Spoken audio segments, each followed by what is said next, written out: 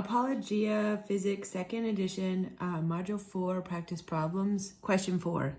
A soccer player kicks the ball from the ground with an initial velocity of 8.2 feet per second at an angle of 40 degrees. How long will it take for the ball to reach its maximum height, and how long will it take the ball to hit the ground again?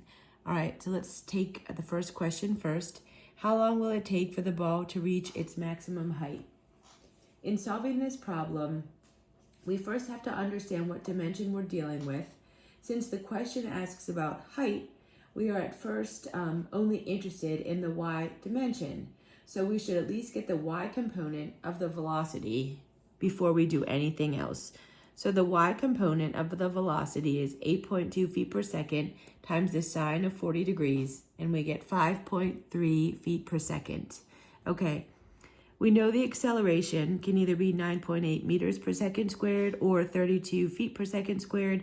We might as well just pick feet per second squared since that's what we're dealing with anyway.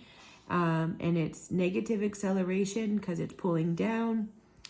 We are looking for the ball. How long will it take for the ball to reach its maximum height? We know that the velocity in the y direction is 0 at its maximum height.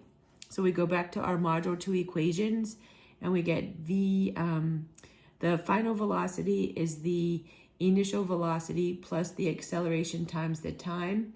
You put your information in there. Then we have to rearrange and solve for t.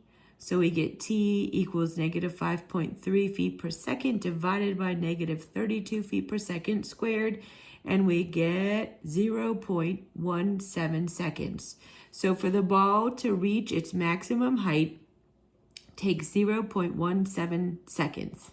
So now the second question, how long will it take the ball to hit the ground?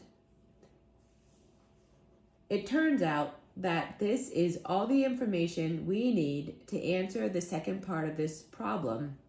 After all, we know that when a projectile lands at the same height from which it is launched, it reaches the maximum height at the halfway point of the journey. So, if it took 0.17 seconds to reach its maximum height, it'll take another 0.17 seconds to hit the ground. So the total amount of time it takes to reach the ground again is 0.34 seconds.